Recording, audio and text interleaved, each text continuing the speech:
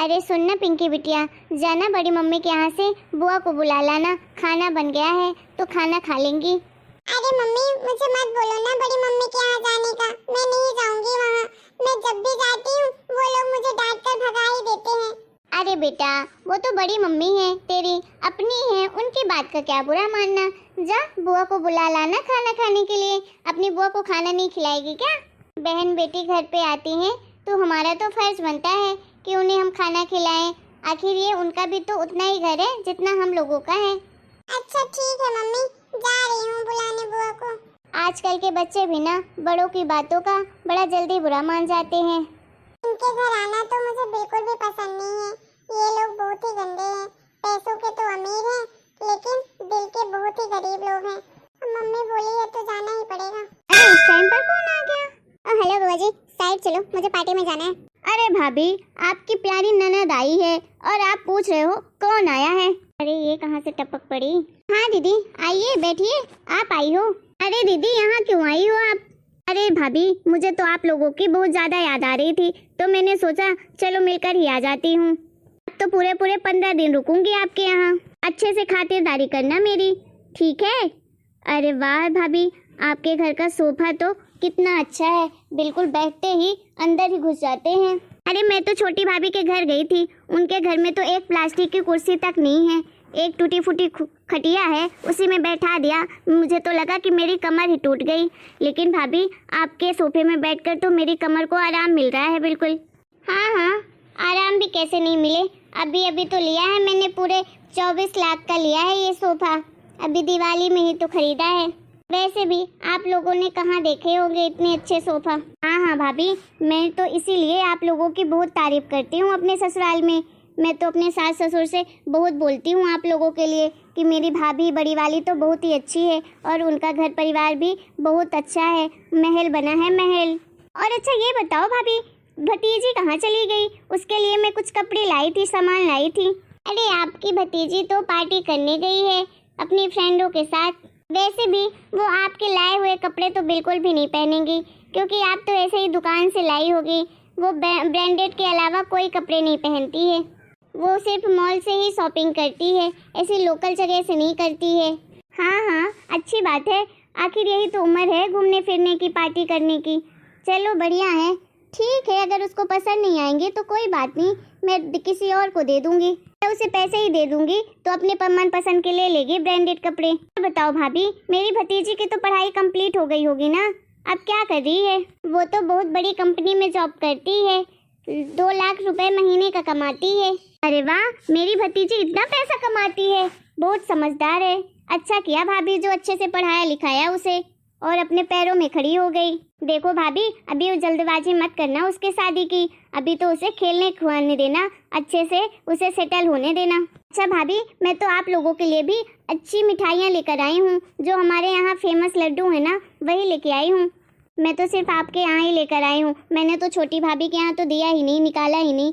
वो आखिर देते ही क्या है हम लोगों को, वो गरीब लोग हैं, इसीलिए तो मैंने आधा किलो जलेबी ही पैक करवा के दे दी थी उन लोगों को। और मैं तो आप लोगों के लिए सिर्फ लड्डू लाई हूँ क्योंकि मेरे यहाँ के सबसे महंगी वाली दुकान के लड्डू हैं। अरे दीदी अब लाई हो तो रख दो, नौकर को दे दूंगी, वही ले जाएगा अपने घर। हमारे यहाँ इतना मीठा सीठा नहीं खाते हैं, हमारे बच्चे तो छुएंगे भी नहीं ऐसे लड्डुओं को। अच्छा ठीक है भाभी, आप दे देना जिसको देना होगा तो। अच्छा आप भाभी एक काम करो ना, मेरे लिए 1 कप कॉफ़ी बना दीजिए, मेरा सर बड़ा दुख रहा है, ऑटो से आई हूँ ना इसलिए धक्के खा कर मेरा बिल्कुल सर ही हिल गया है। अरे वो क्या है ना दीदी, हमारे यहाँ कॉफ़ी ख़त्म हो गई है, अब हमारे घर में किराना तो एक साथ ही आता है सारे घर का, तो इसलिए कॉफ़ी ख़त्म है, अब सब पीते भी हैं तो जल्दी ख़त्म हो जाती है। चाय ही दे दो भाभी अगर चाय पत्ती हो तो। अरे नहीं दीदी, हमारे घर में चाय कोई नहीं पीता है तो हम चाय की पत्ती लाते ही नहीं है, वो तो गरीबों के घर चलता है। अरे बुआ जी, मम्मी ने खाना खाने के लिए बुलाया है, चलो जल्दी से। अरे मैं तेरे घर में खाना खाऊंगी, मैं तो अपनी बड़ी भाभी के घर खाना खाऊंगी, चल जा तू यहाँ से, बोल देना कि नहीं आएगी बुआ उधर। देखा भाभी कैसी आपकी देवरानी ने अपनी बेटी को मेरे पीछे पीछे भेज दिया कि क्या क्या लेकर आई है बुआ कि उधर दे देगी। नाटक तो देखो इन लोगों का। अरे मैं तो इन लोगों पर ध्यान ही नहीं देती हूँ। चलो अच्छा दीदी, मैं जा रही हूँ आराम करने, खाना खाया है ना तो बहुत सर में दर्द हो रहा है, नींद आ रही है मुझे। आप एक काम करो, जाओ आप छोटी देवरानी के यहाँ वहीं जाकर चाय पी लेना और खाना भी खा लेना अगर नहीं खाया होगा तो। अच्छा ठीक है भाभी, मैं जाती हूँ, उसी के यहाँ से खाना भी खा आऊँगी और चाय भी पी लूँगी। चलो आप आराम करो, वैसे भी क्या फ़र्क पड़ता है।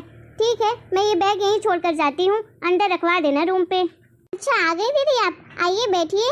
हाँ हाँ आ गई, मैंने सोचा कहीं मेरी बात का आपको बुरा न लग जाए, इसीलिए तो आ गई। चलो एक कप चाय ही बना दो और मेरे लिए खाना भी लगा देना, खा लेती हूँ। लो बुआ जी चाय पी लो। ठीक है, ला इधर। अरे भाभी, इसे खाना वाना बनाना तो आता है ना अच्छे से? ये तो काफी बड़ी हो गई है, अब जल्दी से इसके हाथ पीले कर दो, शादी कर दो इसकी।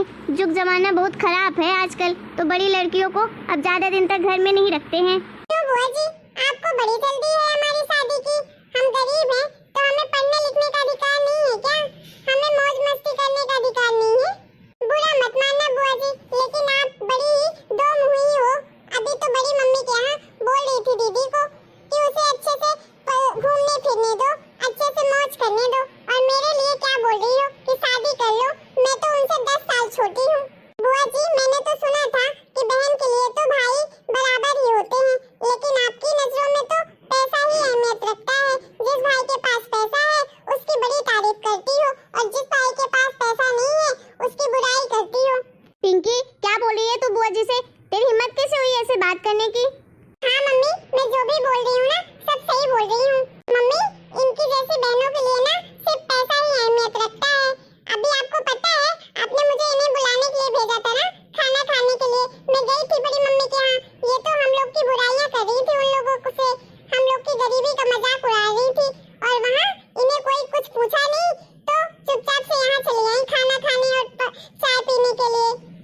अरे मम्मी आपको ये बोल रही थी ना कि आपका मन रखने के लिए आई हैं, आपको बुरा न लग जाए, लेकिन ऐसी कोई बात नहीं है।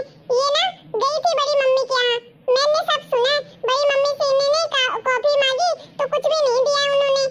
पैसों वालों के घर में इनकी कोई इज्जत नहीं है ना, इसीलिए ये मुंह उठाकर हमारे घर आ गई हैं, नहीं तो ये कभी भी नहीं आती।